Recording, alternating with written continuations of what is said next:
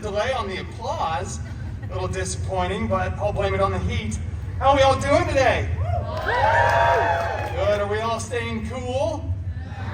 No, thank you for not lying to me at Disneyland. Yeah. All right, well, is everybody excited for the final story time of the day? Very good. Shout out the name of your favorite stories. Deadpool. Wow, they're all Deadpool related. Real creative, everybody. Wolverine, wow, thanks. We really spread out there.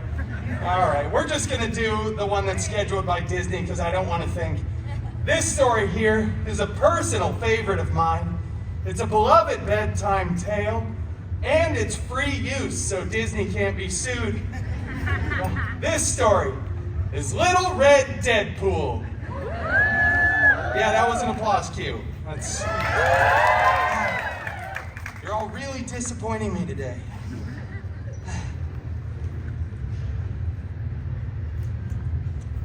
It's not real. It's not real. Billion-dollar company can't get me a lamp. Once upon a time. You know, that just doesn't feel right when I do it with myself. We should all say those magical words together. Ready? Once upon a time. Didn't that feel nice? Yes.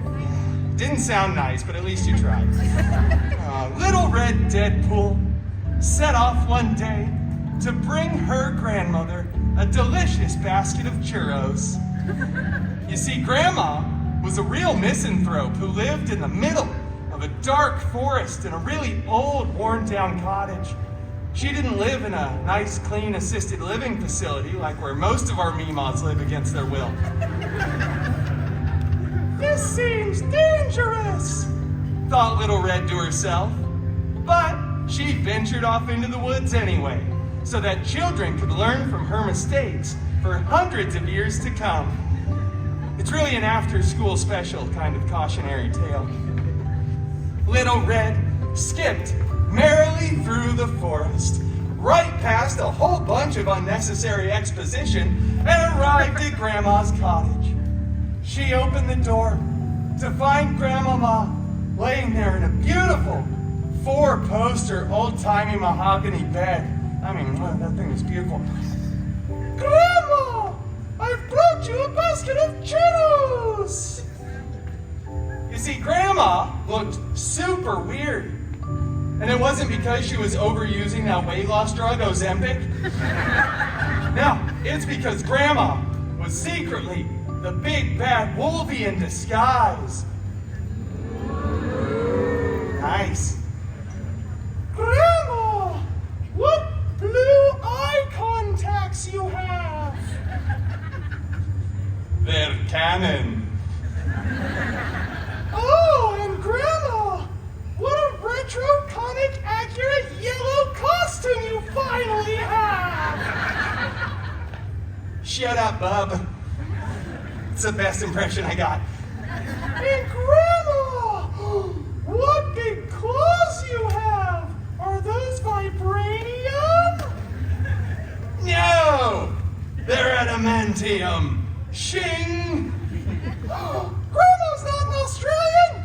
At that moment, Little Red broke off a piece of churro, dropped the basket, whipped off her cloak, ate the churro for the energy, and then brought down her katanas in an X formation.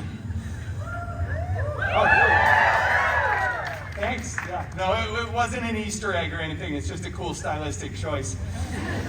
Little Red looked at Wolvie and said, "Bring it on, Peanut." They action leaped at each other. It was a huge fight. It was so awesome. There were chairs being broken everywhere. Nobody touched the mahogany bed again. Hand-carved, priceless. But the claws and katanas ripped through the mattress, sending CGI hay everywhere. Which is weird, because regular hay would have been like 300 times cheaper to use. But it's Disney, you know, spend the money. But eventually, both of the fighters grew tired from the mutually beneficial climax of the fight, and they slumped to the ground. Little Red turned to Wolvie and said, "Churro, He offered it in his regular voice because falsettos are hard and the heat is making me lightheaded. Yeah, so they shared the churro. They shared the churro Lady and the Tramp style as they looked around at all the destruction and pretended to see the CGI hay. Little Red turned again and said, "You know, Wolvie, I bet we could fix this cottage up real nice. Grandmama's probably willing to sell it.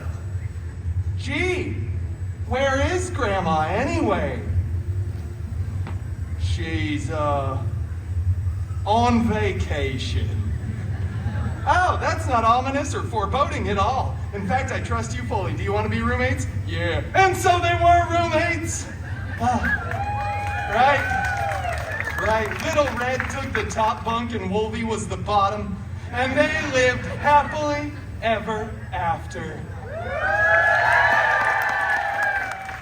And the moral of that story, ladies and gentlemen, is honestly, get to know your grandmother.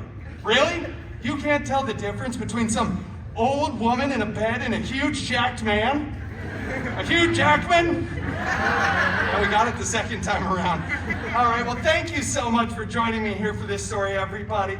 I am going to go check my DMs. That's Deadpool messages. But until then, everybody have a wonderful day here at DCA, and thank you for joining me for Storytime with Deadpool. Thank you so much. Most of you were fabulous today. Some of you were not, but you can figure out who that was on your own. All right,